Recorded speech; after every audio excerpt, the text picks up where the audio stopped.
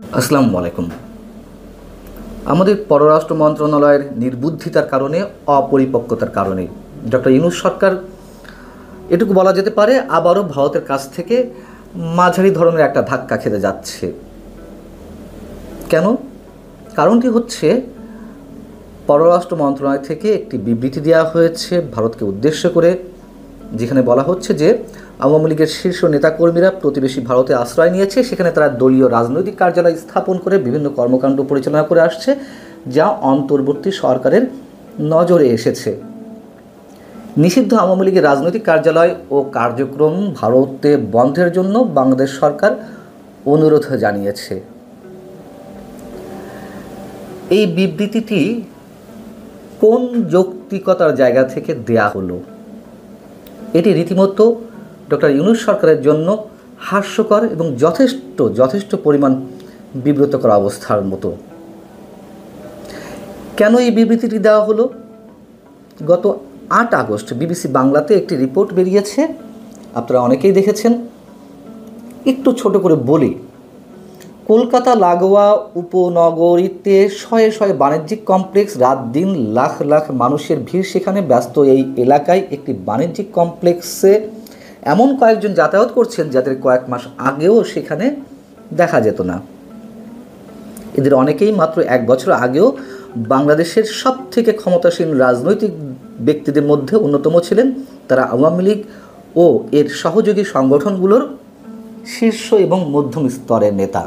তারা যে বাণিজ্যিক কমপ্লেক্সটিতে যাতায়াত করছেন কয়েক মাস ধরে, সেখানেই দলীয় দফতর খুলেছে বাংলাদেশ আওয়ামী লীগ।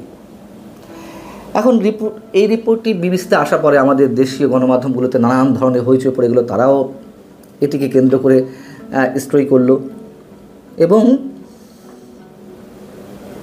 সরকারের কর্তা ব্যক্তিদের কাছে প্রশ্ন রাখা হলো যে সরকার এখন কি করতে চাচ্ছে। ভারতে বসে আওয়ামী লীগ রাজনৈতিক কার্যক্রম পরিচালনা করছে রীতিমতো দলীয় অফিস খুলে। তো আমাদের প্রধান উপদেষ্টা press secretary mister Shafiqul Alam বললেন যে আমরা পর্যবেক্ষণে রাখছি, বিষয়টা আমরা দেখছি। সেই পর্যবেক্ষণের জায়গা থেকেই কি শুধুমাত্র এই বিবৃতিটি দেওয়া হলো? কি প্রয়োজন ছিল এর? এবং কোথায় সরকারের জন্য ধাক্কা আসবে সেটি একটু বলছি। এবং বিবৃতিতে কি বলা হলো যে নিষিদ্ধ আওয়ামী লীগের নেতারা ভারতের মাটিতে বসে বাংলাদেশকে অস্থিতিশীল করছে। তারা দিল্লি এবং কলকাতায় পার্টি অফিস খুলেছে এবং এই ঘটনাগুলো বাংলাদেশ ভারত দুই দেশের সম্পর্কে, বন্ধুত্বপূর্ণ সম্পর্কে আঘাত হানতে পারে। কলকাতা এবং দিল্লিতে এ ধরনের পার্টি অফিস বন্ধ করা সহ আওয়ামী লীগের বাংলাদেশ বিরোধী সব ধরনের কর্মকাণ্ড বিরুদ্ধে কার্যকর ব্যবস্থা নেওয়ার জন্য সুপারিশ জানানো হচ্ছে। প্রশ্ন হচ্ছে, সরকার কি নিশ্চিত হয়েছে কলকাতা এবং দিল্লিতে আওয়ামী লীগ দলীয় দফতর খুলে, দলীয় অফিস খুলে তাদের রাজনৈতিক কার্যক্রম পরিচালনা করছে? সেখানে কোনো সাইনবোর্ড আছে যেটি প্রমাণ হিসেবে সরকার ভারত সরকারকে দেখাতে পারে? যারা লুকিয়ে আছেন, পালিয়ে আছেন বা অবৈধভাবে ভারতে অবস্থান করছেন, তারা তো একসাথে হবেনি, এটি খুব স্বাভাবিক বিষয়। কিন্তু যেই বিবৃতিটি দেয়া হলো তার পরিপ্রেক্ষিতে ভারতের পররাষ্ট্র মন্ত্রণালয় কি বলবে? শ্রী রণধীর জয়সওয়াল চোখ বন্ধ করে বলে দেওয়া যায়। তারা নিশ্চিতভাবে বলবেই যে এ ধরনের কোনো বিষয় আমাদের জানা নেই। কী প্রমাণ উপস্থাপন করবে তার পাল্টা জায়গা থেকে বাংলাদেশ সরকার? বিবিসি একটি রিপোর্ট প্রকাশ করলো আর সাথে সাথে সেটিকে নিয়ে এই বিবৃতি দিতে হবে?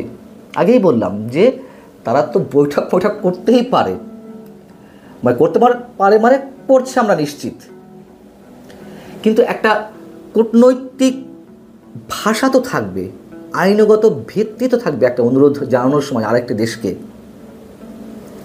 এখন ধরে নিলাম যে প্রত্যর্পণ চুক্তি রয়েছে, সেই প্রত্যর্পণ চুক্তিও তো ভারত মানছে না। হ্যাঁ, শেখ হাসিনাকে ফিরিয়ে দেওয়ার ক্ষেত্রেও তারা সেটি মানছে না। সেখানেও তো ক্লজ রয়েছে, যদি ওই রাষ্ট্র মনে করে, যে রাষ্ট্রে সংশ্লিষ্ট ব্যক্তি আশ্রয় নিচ্ছেন, সেই রাষ্ট্র যদি মনে করে ওই ব্যক্তির নিজ রাষ্ট্র তার ক্ষেত্রে অন্যায় আচরণ করছেন বা বিচারের বিষয়টি রাজনৈতিক উদ্দেশ্য প্রণোদিত, তাহলে কিন্তু তারা ফেরত দিবে না। কোথা থেকে আমরা তাদেরকে আটকাবো? এবং এর বাইরে যে অভিযোগগুলো উঠছে সেগুলো তো ভাষা ভাষা। এখন এই বিষয়েও মানে যারা পালিয়ে আছেন বা ভারতে অবস্থান করছেন, পররাষ্ট্র মন্ত্রণালয় তো একাধিকবার বলেছে যে এগুলো আমাদের নিজস্ব বিষয়, আমরা দেখব। আমি ভারতের পররাষ্ট্র মন্ত্রণালয়ের কথা বলছি। শেখ হাসিনাকে যে ফেরত চাওয়া হয়েছে, ফেরত চেয়ে একাধিকবার চিঠি দেওয়া হয়েছে, তার কোনো রেসপন্স মানে পজিটিভ রেসপন্স আসছে? ভারত সরকার তো বলছে বারবার যেটি আমাদের নিজস্ব বিষয়।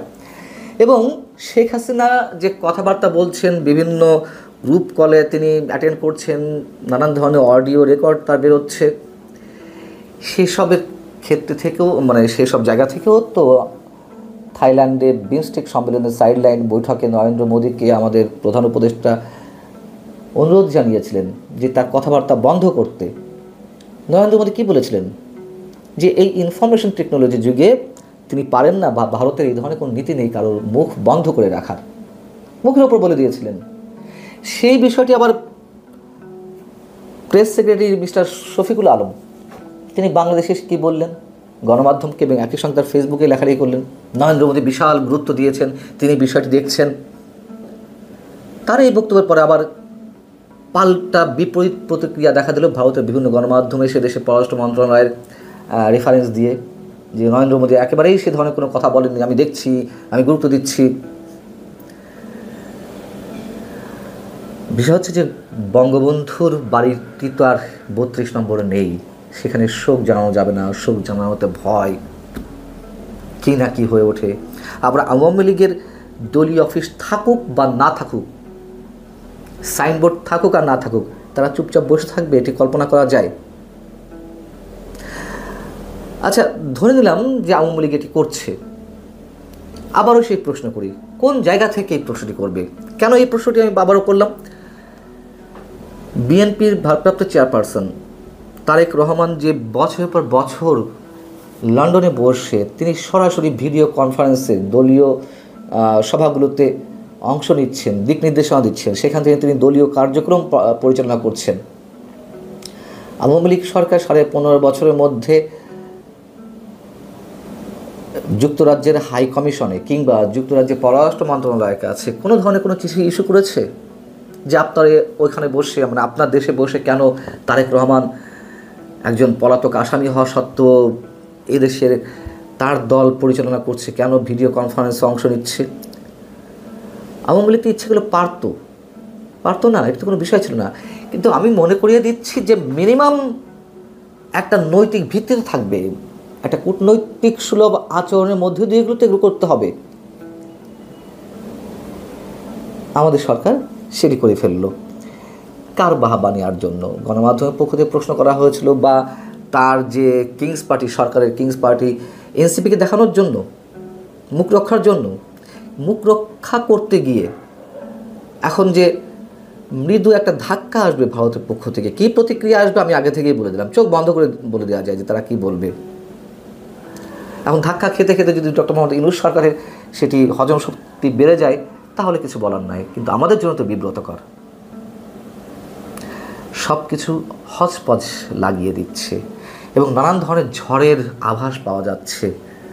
অনেক বলেন সেটি টর্নেডো আকারে আসবে, নাকি সুনামি আকারে আসবে, নাকি সাইক্লোন আকারে আসবে, আমরা জানি না। তবে অনেক কিছু শোনা যাচ্ছে, তারই বোধহয় সিমটম এগুলো, যে হজপজ বাঁধিয়ে দেওয়া, কী করবে, কী কর্তব্য বিমূঢ় হয়ে ওঠা।